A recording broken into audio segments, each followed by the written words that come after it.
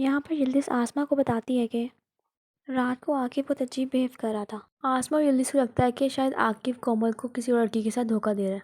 बाद में यिल्दिज़ अपना सोशल मीडिया खोलती है और देखती है कि कोई उसके नाम पर फेक अकाउंट चला रहा है और वो आसमा को बताती है और उसे कहती है कि मैं पता करके रहूँगी कि कौन है, कौन मेरे नाम पर फेक अकाउंट चला रहा है। यिल्दिज़ आमिर को फ़ोन करती है और उसको बताती है अपने फेक अकाउंट के बारे में और उससे कहती है कि पता करो कि कौन है और कहाँ से मेरा फेक अकाउंट चला रहा है। कुंवर आलिया को बताता है कि गामज़े की जो टिकट्स वाली बात थी वो आप ठीक कह रही थी, वो नकली थी।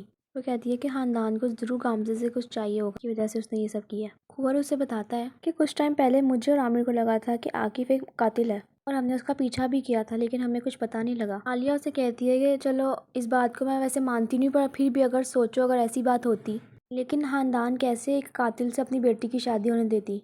ज़रूर कोई और बात होगी जिसकी वजह से खानदान ने ये किया।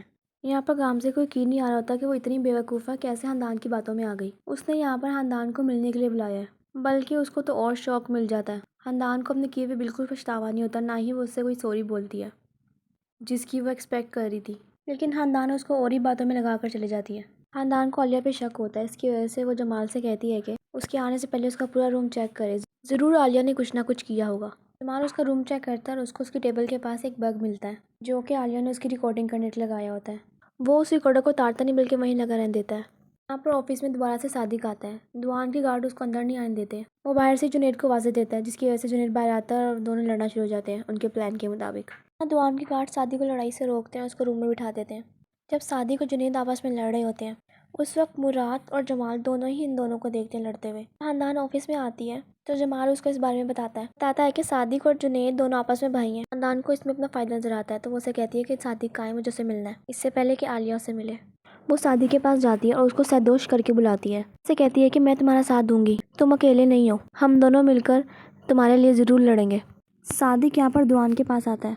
मुझे आपकी मदद की ज़रूरत है, मैं जुनैद के खिलाफ रिपोर्ट कराना चाहता हूँ। दुआन उसे कहता है कि मैं तुम पर यकीन नहीं कर सकता, तो मेरा यकीन जीतने के लिए काफ़ी टाइम लगेगा। वो उसे कहता है कि मैंने जुनैद का बहुत साथ दिया, लेकिन जैसे ही उसको पता लगा कि मैं उसका भाई हूँ, तब से ही जुनैद ने अपनी औकात दिखा दी है। दुआन उसे कहता है कि तुम्हें अगर मेरी मदद चाहिए तो तुम्हें उसके लिए मेरा भरोसा जीतना होगा।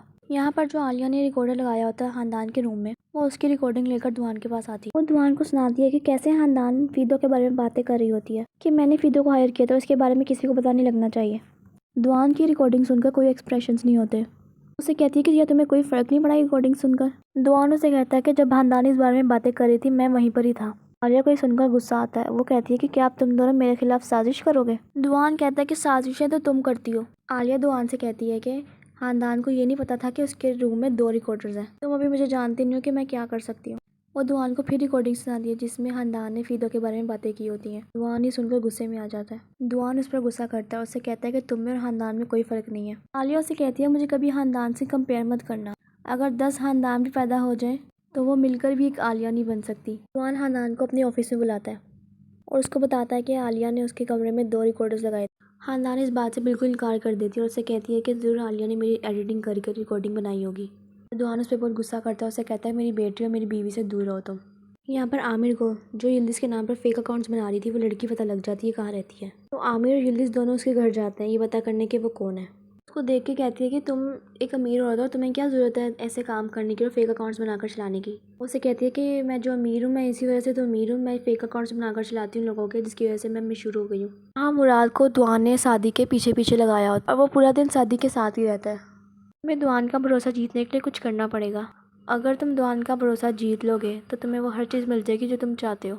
यहाँ खानदान तो शादी के हाथ धो के पीछे ही पड़ गई है, क्योंकि उसको इसमें इतना फ़ायदा जो नज़र आ रहा है। ज़ाहिर है अगर जब जुनैद का भाई शादी हुआ तो वो भी अमीर ही होगा, और इसमें खानदान का तो बहुत ही फ़ायदा है कि कोई अमीर उसके साथ हो। यहाँ खानदान शादी को फ़ोन करती है उससे मिलने के लिए, लेकिन शादी को उसे मना कर देता है क्योंकि आलिया ने उससे आज मिलना होता है। पूछती है आलिया तुमसे आज कहाँ मिलेगी। वो उसे बताता है कि वो आज दोनों आकिब के रेस्टोरेंट में मिलेंगे। सादिक जुनैद से कहता है कि जब से इन औरतों को पता लगा कि मैं भी अमीर हूँ जबकि मैं हूँ नहीं, फिर भी मेरे पीछे पड़ गई हैं, और आप इतने अमीर और हैंडसम होने के बावजूद भी आपने अपनी ज़िंदगी में सिर्फ एक ही शादी की। यहाँ दुआन यिल्दिज़ को बताता है जुनैद और सादिक के बारे में। यिल्दिज़ सुनकर बहुत शॉक्ड हो जाती है और वो कहती है कि मैं भी जुनैद को फ़ोन करके पूछती हूँ। दुआन उस पर गुस्सा करता है और कहता है तुम्हें क्या ज़रूरत पड़ी जुनैद से इस बारे में पूछने की। یہاں پر عالیہ صادق سے ملنے آئی ہوتی ہے کہ ساتھ ہی خاندان بھی آ جاتی ہے اور اسے کہتی ہے سردوش میں آ گئی۔ عالیہ کو خاندان اس ٹائم بہت بچکان لگتی ہے۔ صادق یہاں پر دوان سے دوبارہ ملنے آتا ہے اور اسے کہتا ہے کہ مجھے آپ کی مدد چاہیے۔ دوان کہتا ہے میں تمہیں پہلے بھی کہا تھا تمہیں میرا بھروسہ جیتنے کے لیے بہت ٹائم لگے گا۔ وہ اسے کہتا ہے کہ تمہیں چاہیے کہ تم اس کے اوپر لا سوٹ فائل کرو اور پھر یہیں پر ہی سین ختم ہو جاتا ہے۔ یہاں پر آفس کی سمر پارٹی چل رہی ہوتی ہے اور جنید اسٹیج پر جاتا ہے کچھ باتیں کرنے کے لیے۔ جنید کہتا ہے کہ اس سال میں نے بہت اپس اینڈ ڈاؤنس دیکھے ہیں۔ وہ کہتا ہے اس سال مجھے بہت سے لوگوں نے چیٹ کیا جو میرے اپنے تھے اور جو میرے دل کے بہت قریب تھے۔ پھر دکھاتے ہیں کہ صادق کہتا ہے کہ میں بھی کچھ بولنا چاہتا ہوں۔ صادق اسٹیج پر آتا ہے اور کہتا ہے کہ میں کچھ بولنے سے پہلے آپ سب کو سب سے پہلے کچھ دکھاؤں گا۔ صادق یہاں پر اپنی آنٹی کی ویڈیو چالو کر دیتا ہے اور دوان یہ دیکھ کر شاکڈ ہو جاتا ہے۔ وہ ویڈیو میں کہہ رہی ہوتی ہے کہ دوان یلدرم نے مجھے پیسے دیے تھے یہ کہنے کے لیے کہ صادق اور جنید بھائی ہیں، اس لیے میں نے صادق سے یہ سب کچھ کہا اور جس کا مجھے اب بہت افسوس ہے۔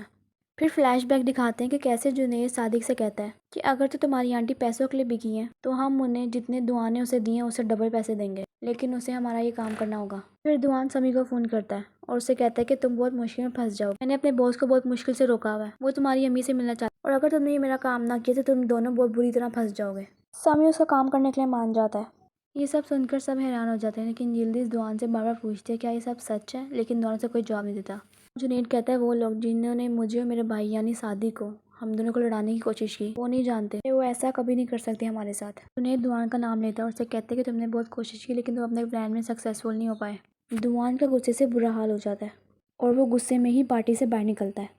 مراد دوان کو روکتا ہے، اسے کہتا ہے کہ میں سب ٹھیک کر دوں گا، پریشان نہ ہو۔ دوان مراد سے کہتا ہے کہ جب تک جنید زندہ ہے مجھے سکون نہیں آئے گا، جنید کو مرنا پڑے گا، اس کو اس سب کا حساب دینا پڑے گا، وہ بھی مر گئے۔